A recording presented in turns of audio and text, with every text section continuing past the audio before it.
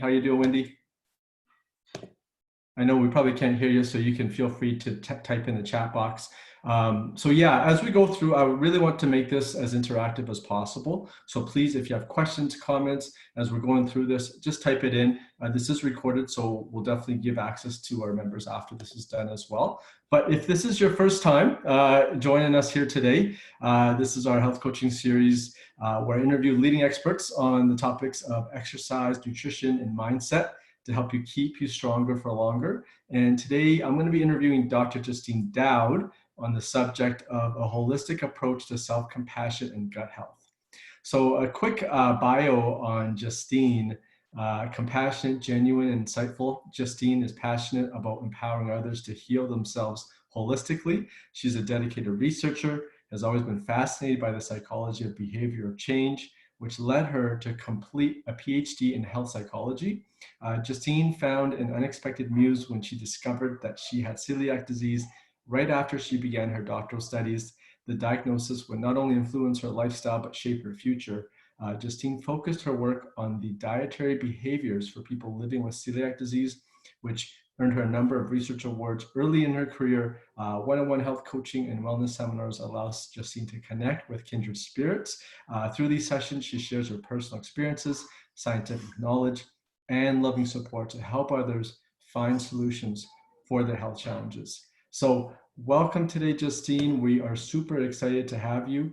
And I'm going to just get you in here. All right, we got some more people coming in right now. There we go. Perfect. All right, so Justine, yes, really excited to have you on. And I'm thinking about this. I was just thinking about this the other week, and I was like, wow, like how long have we known each other for now? It's like 13 years or something, right? Yeah, I think so. Long time. Yeah, it's crazy. I know that started early, long time ago in the gym, and you have done a ton of stuff since then. Tell us about kind of your research, what got you interested in it, this whole idea of self-compassion, just everything you've kind of done. Okay, thanks, Mike. Yeah. So I was diagnosed with celiac disease a couple of months before I started my PhD.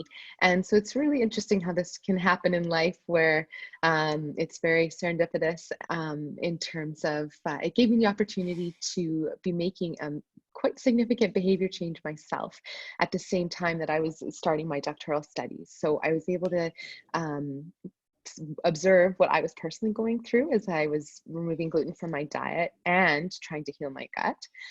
And then I also was able to tie that in with my research. And so it was a really interesting time in my life to be diagnosed with celiac disease, and then also to be able to create some research studies to really understand more about the behavior change process involved in being diagnosed with something like this, and then the long-term coping strategies. And so it really has motivated and inspired a lot of my research since then as well.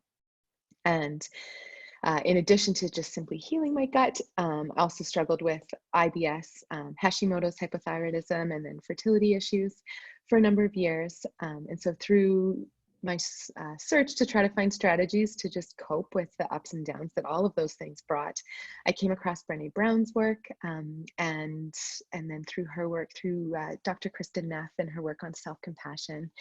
And I have learned so much over the years personally, and then I've also used self-compassion in a lot of my research to help people to cope with ups and downs of celiac disease, fertility, and then we've also been helping people in the cancer world as well, cancer survivors. That's amazing. And how do you even, like, you know, with so much out there, and like you're talking about the diseases and things that are issues that you've had, what led you to this idea of like just this term of self-compassion? I think it really was reading Brené Brown's book. If you Yeah. guys haven't heard of it, The Gifts of Imperfection. I love Okay. all of her books, but that was the one that I think really stood out to me. It's a really easy read, but there are just so many aha moments and takeaways from that book, particularly self-compassion from there. And it was through that, and you can do an online a quick self-test to see where your self-compassion's at. And when I first did that, I was really surprised to see it, how harshly critical I was of myself. And it made me just really take a step back and think that, okay, maybe there's a different way of treating myself that can actually help me achieve better things in all areas of my life. That maybe being so harshly self-critical, as you were talking about earlier, Mike, might actually be standing in the way of what you're wanting to achieve in life. Yes. And yeah, so such a big, important note you meant there. And I know we're going to get into this topic a little bit more really soon. Why are we so hard on ourselves? Why is that? It's a really good question. I don't know that I've seen a really good answer to that. Yeah. But I think that it just, typically when I start self-compassion seminars, I'll ask people to just reflect on that. Think about how you treat other people. And then think about how you treat yourself.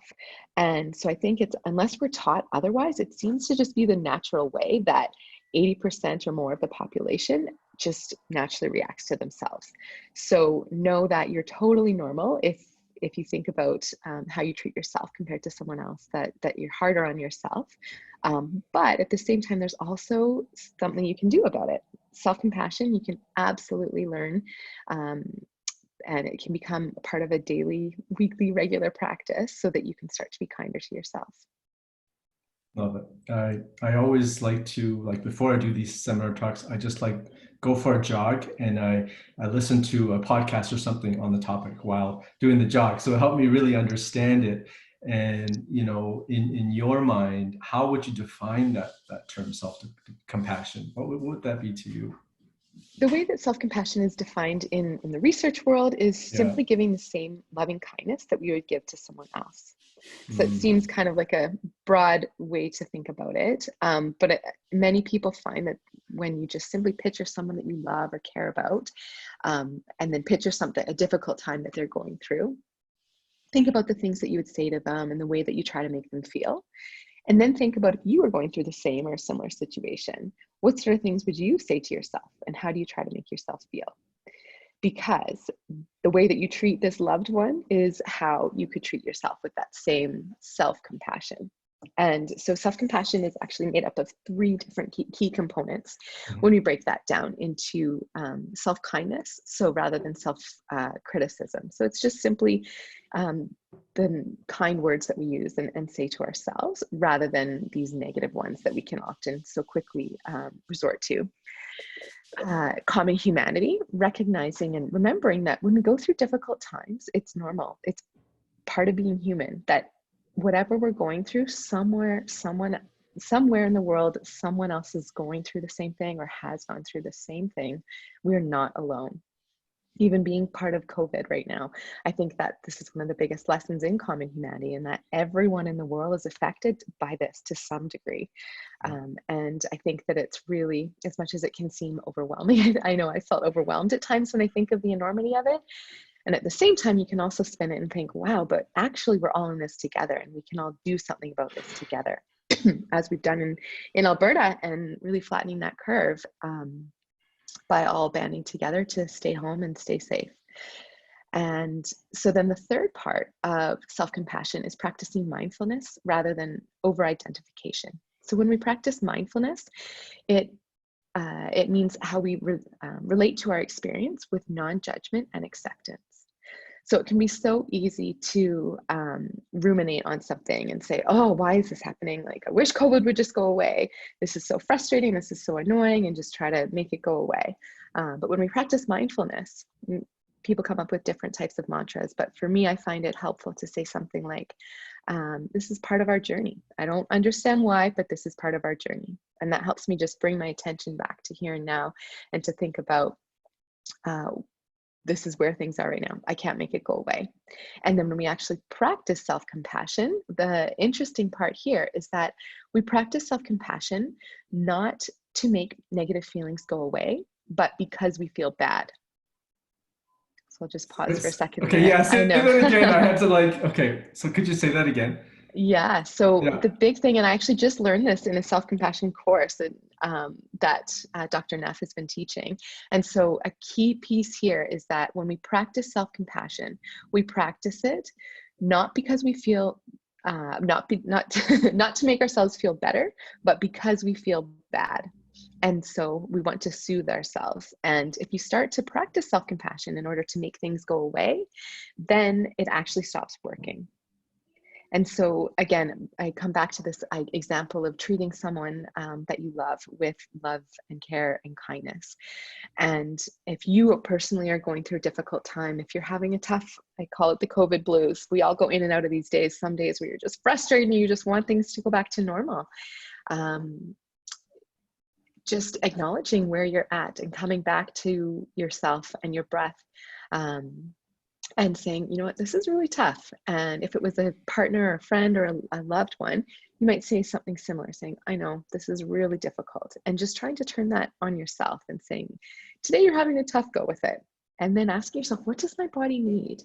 Do I just need to go for a walk and get some fresh air? Do I need to have a bath? Do I need to have like a Zoom call with a couple of my best friends or whoever it is? Asking yourself that. And it's really neat that if you take the time to listen, your heart will tell you what you need.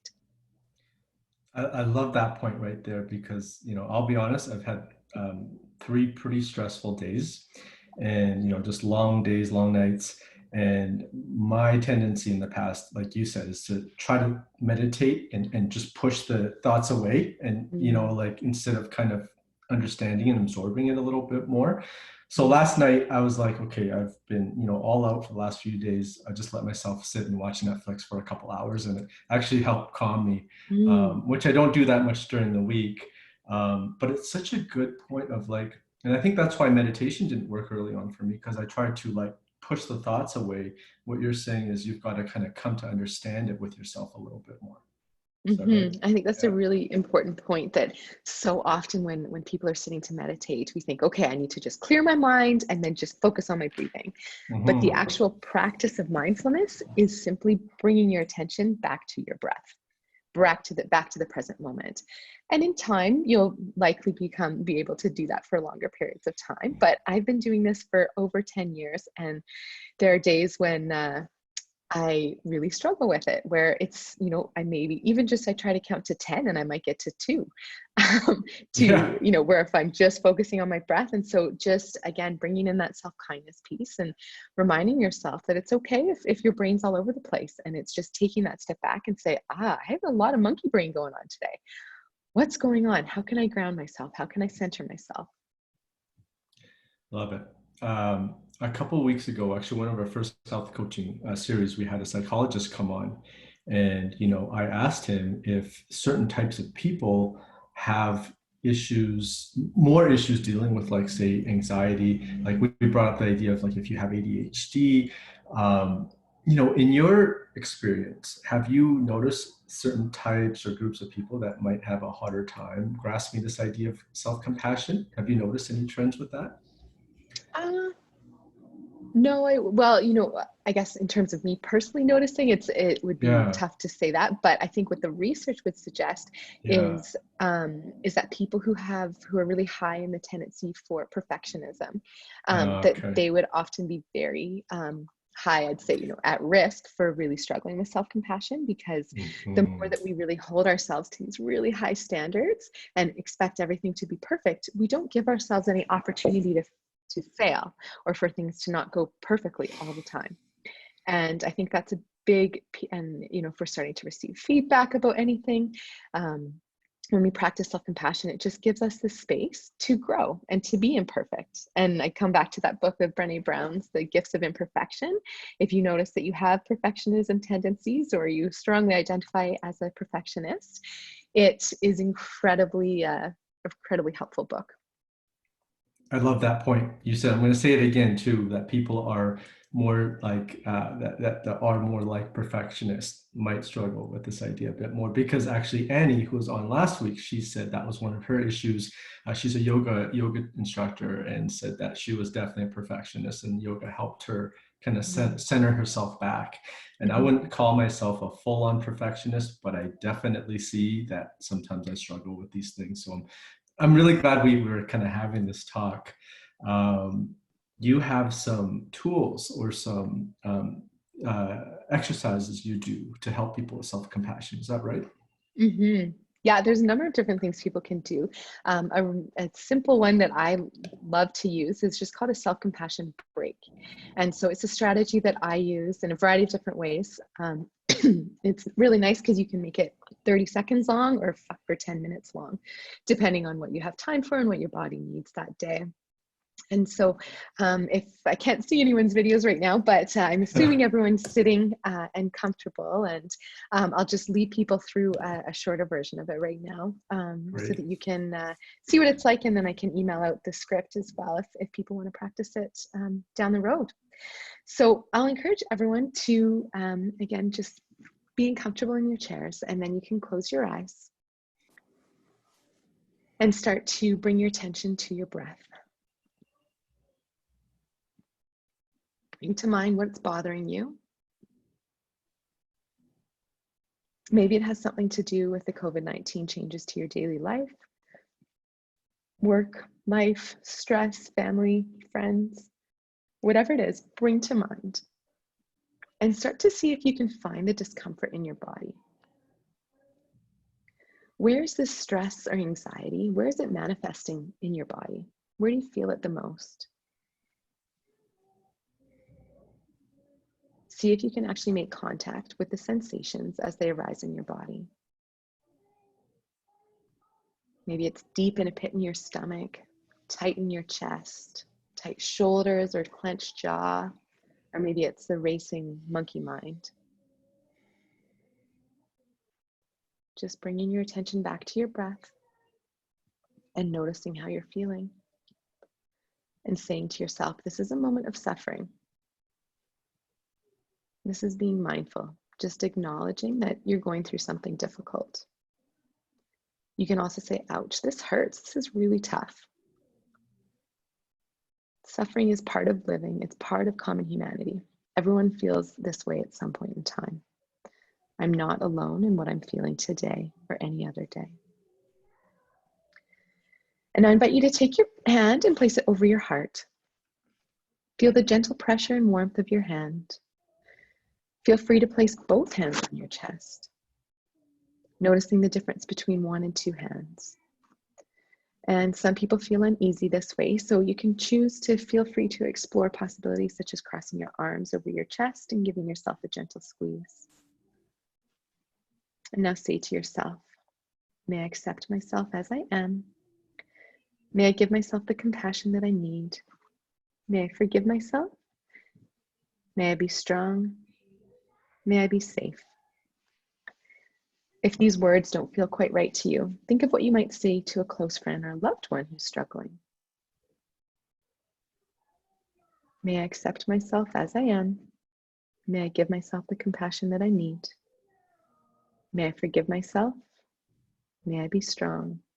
May I be safe? And just noticing how you're feeling. This feeling is part of what is involved in being self-compassionate, and it's a basic way of giving yourself love in the form of soothing touch. Feel free to stay this way as long as you like.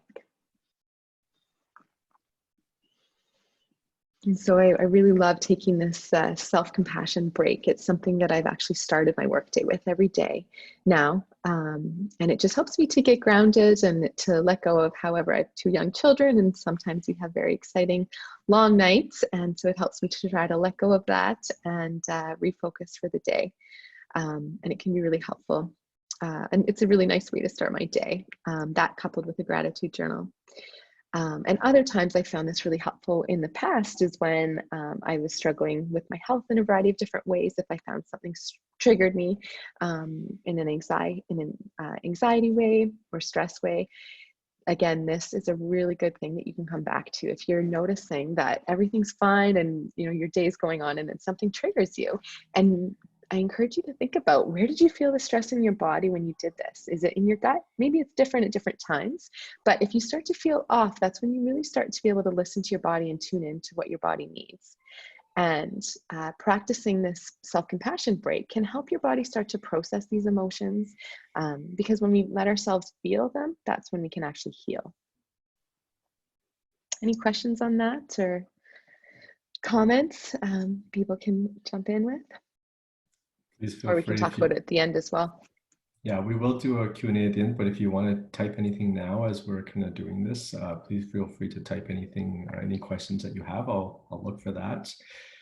I felt it literally in my chest, like right where my heart is. And I've had that. I just noticed, hopefully that's not a bad sign, but in the past few days, and it's been interesting. But then the things that you've said about like meditation and breathing has helped me really realize it and also like settle it, Mm-hmm. which has been big. So you were talking about a gratitude journal and, you know, doing this exercise. Are there other things that you like what's a perfect morning, or what's a perfect routine like for you to kind of, you know, a perfect day, I guess you could even say, when dealing with this?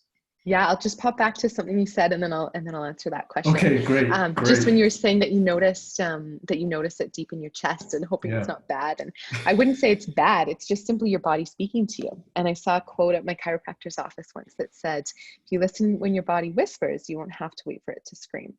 Mm. And so I think that I encourage people to do this little check into your body, to listen, what's whispering at you. And so, Mike, if you're noticing your heart racing, you've obviously had a busy couple of days, then it's taking that time to say, okay, what am I feeling? This is anxiety, this is stress, or maybe it's anger, whatever it is. But I think simply naming that feeling often just lets it, you can just process it and you can start to let it go then.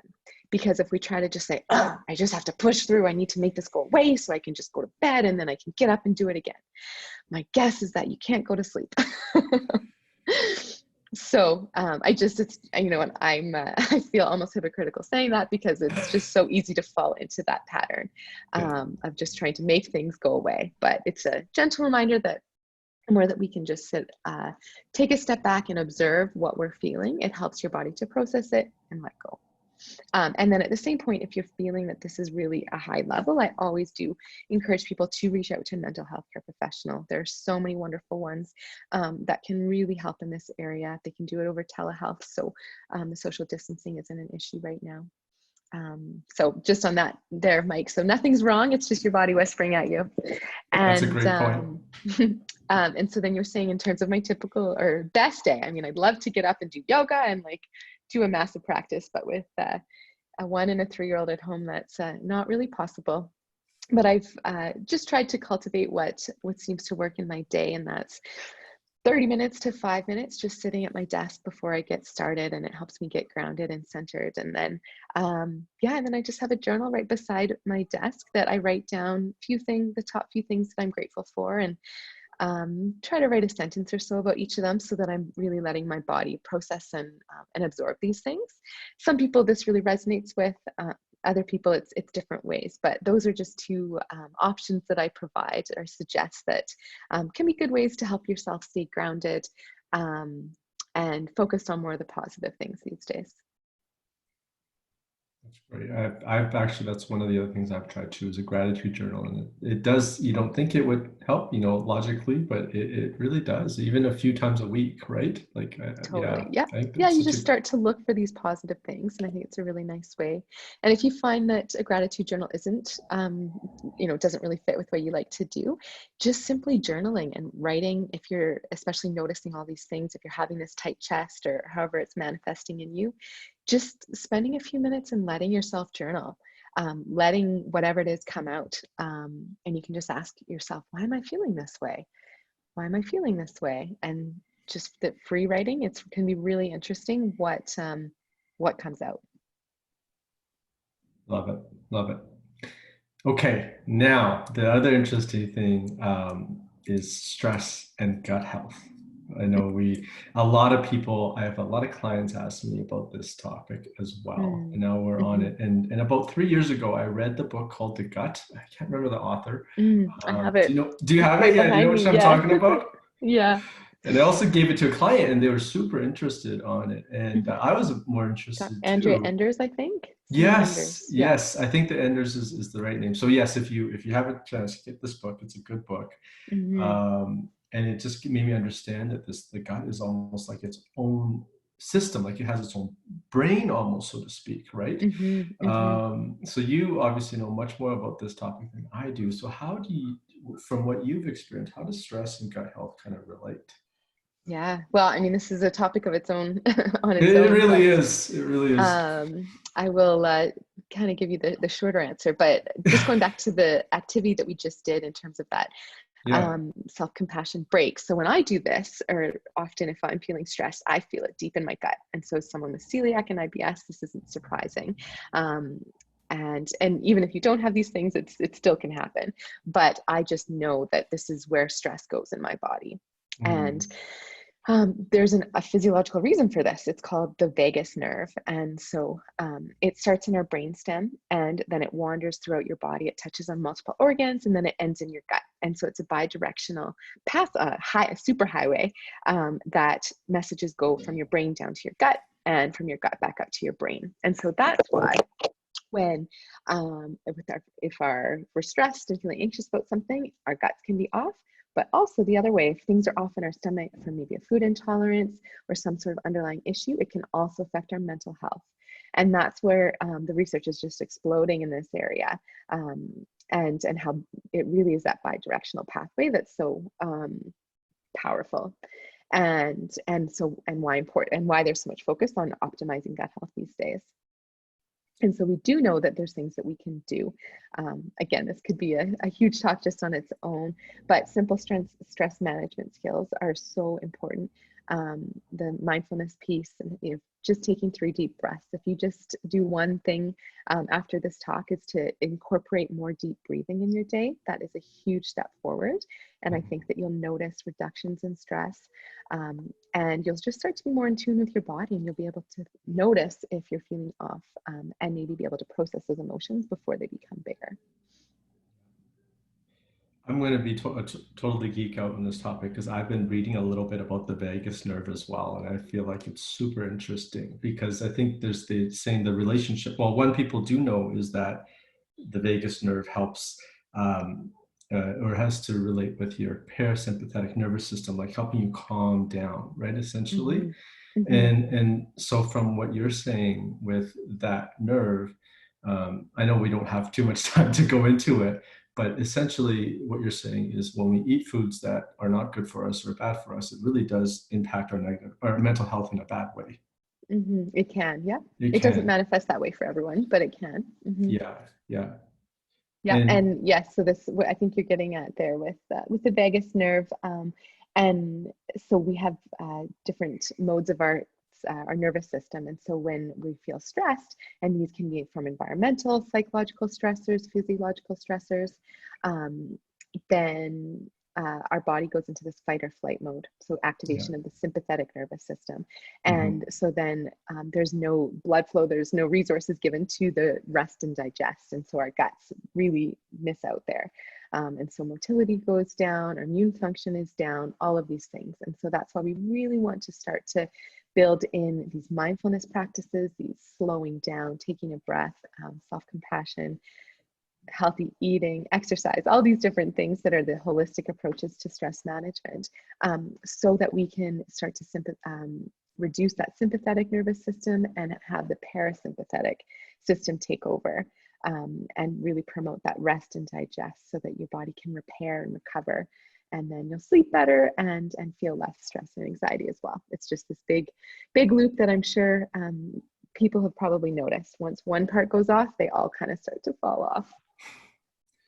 Totally. And I think for people who don't know too much about the system is that it seems like times right now when we are stressed and we're probably chronically stressed is we're always leaning to that sympathetic side, right? Where we Mm-hmm. need to go back into balance or more parasympathetic. And that's what you said of meditation, like those type of things. Physical activity helps you bring you back to that center point, Mm-hmm. essentially. Is that right? Mm-hmm. Yeah, yeah, huge, huge. Well, you recently did a study looking at the effects of HIIT training, high intensity interval training, on health outcomes in people with celiac disease. So, can you tell me more about what you found? Yeah, so this was a neat study that we're just kind of wrapping up now. Right? And we wanted to see how a 12-week exercise program could help people who are struggling with celiac disease. And so we found that it improved, I mean, the things that you'd think. So body weight improved, resting heart rate, um, and I can't remember the third. And then also in terms of how they felt, improved quality of life. Um, and so that's a big piece of when you're coping with a chronic digestive health condition. And then we also did stool sample analysis, and we found that we had a control group and then the exercise group, and those who were in the exercise group, there were changes in both groups, but the changes in the microbiome, so the bacteria that we found in the stool samples, look that there were more of the beneficial bacteria in the group who exercised. Because our research is just so new that it's really hard to say too much more about what we found. But the expert who was on our team said that there's potentially beneficial changes, and this is showing in the people simply feeling better. So this is just speaking to that holistic piece again to health and wellness, and that we're seeing exercise exerting so many different effects, psychological, physiological, right in the gut microbiome. Like, it's really neat to see that change when diet didn't change. That's so amazing. So without changing diet, basically what you're saying is by doing HIIT training, the bacteria in your stool and your poop improve, and that helps you improve mental health as well. Essentially, is kind of like the summary of it. That would be our Hopeful. hypothesis. We Okay, definitely okay. couldn't, I Can't can't prove it say yet. we found that, but that Yeah, would definitely be what I would think would be going on, and that we yeah, hope that, that yeah. we'll continue to look at long term. Mm-hmm. So interesting. Well, I just went for a run and I feel better, so I could, say there's a little bit Yeah. there. But what about so with the HIIT training? How did you guys do it? Was it like 1 minute intervals? Was it because HIIT is such a big broad Yeah. thing? Um, So it was run 3 years ago when I was on maternity leave. So I actually okay, don't remember all of the specifics of it, but okay, yeah, it was twice a week. It was at the university. We have the Thrive Lab there. So yes, it was on, people got to choose if they wanted to go on steppers or rowers or bikes or treadmills, and so a variety of different options. And then we just had them, we started at a couple of sessions, and then we had heart rate monitors on, so very similar to what you guys do at Revive. And so heart rate monitors are on, so that we can get them to really go up into their target heart rate zones. And then we just every session gradually added more sessions that were longer as well. And so I believe it was about 30 seconds to a minute, hmm and then up to about 14 bouts of those. And again, it was just mm all person specific because we had done the fitness testing on them before. Cool. And it sounds like they didn't need that. Like it wasn't more than an hour. These sessions, I would guess. Okay, Yeah, like they're under an pretty hour. Yeah, short. that's the great thing Yeah, about HIT, right? That you can do yeah. it in a shorter time frame. Amazing, Mhm. amazing. Really neat. Um, what about upcoming programs you're doing? Are you doing? I know you've got lots of stuff going on. What's Yeah. happening in Justine's world? Oh, well, I'm really excited. We're launching a program to help people who are struggling with gut health issues. So it's called Mm, Coping During COVID. And so it'll be hmm really diving into all these different areas. So self-compassion and mindfulness, sleep, nutrition, and exercise. And then it also involves weekly yoga sessions that will be offered through the program. It's all online, and then they'll all be recorded if you can't make it at the specific time. And so it's open to anyone, but we are targeting people with gut health issues, so celiac, IBS, IBD, or even if you just know that stress manifests in your gut. I just really want to offer this program to help anyone to reduce stress and anxiety. So if you're someone who's feeling stressed or anxious, that it could be really helpful for you, you can just email me. Let's just see. It's guthealthyyc@gmail.com, and we can send you more information there. You can also see more things that we're working on at my website, Justine Dowd, DOWD.ca. And those would be the main two ones I just see. Oh, thanks so much, Mike. Yeah, there's the email. amazing. Please pass it Yeah. along to anyone. It starts on Tuesday, May 12th. And again, it's super flexible with when people can do it. And we just want to bring a big community together so that we can help in reducing stress and anxiety, and also connect. It's kind of tough in these Zoom sessions, but I think that just simply having a big group of people together who are all going through the same thing, again, that's that common humanity piece that we hope to just help everyone feel a little bit less stressed and anxious. Amazing, amazing. And I saw on your website you have like your own gut health app too. Is that right? Yes, yeah, it's called My Yeah, Healthy Gut. So it's yeah. not, I wouldn't say it's just mine, but I worked with a couple of other experts to help me create it. And so it's a really neat, it's an awesome app. You can have a free 7-day trial to check it out and see what you think, but it's evidence-based, and myself and a dietitian wrote the content on it, and we're really excited about this. So I hope you can check it out. And if you have any questions, let me know. And I've also started doing one-on-one health coaching as well, really focusing on this kind of a mindset component.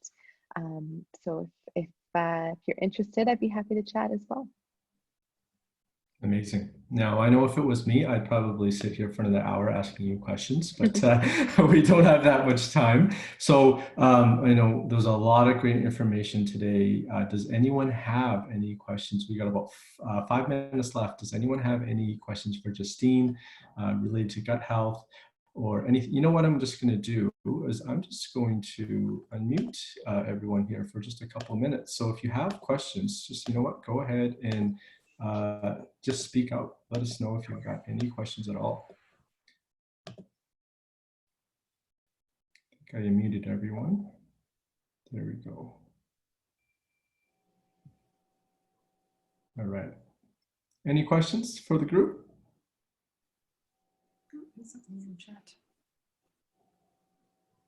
I had a question, Mike. Okay, great, April. I was wondering, does engaging in self-compassion support behavior change or interfere with behavior change, or it depends?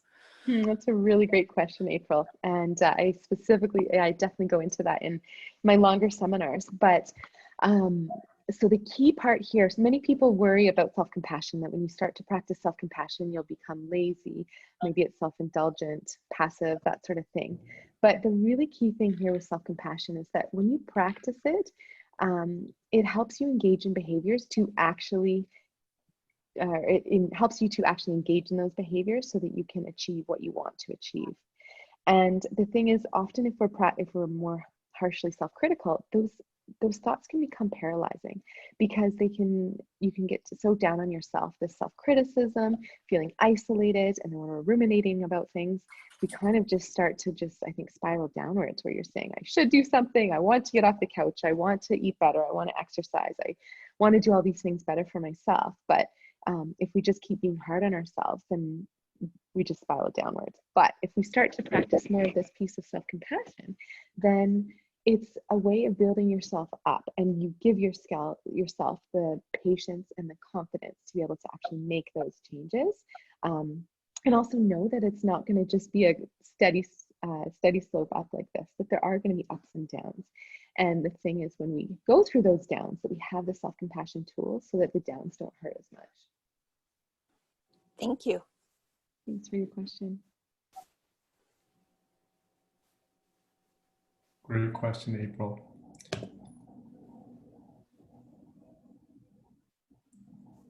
Anyone else?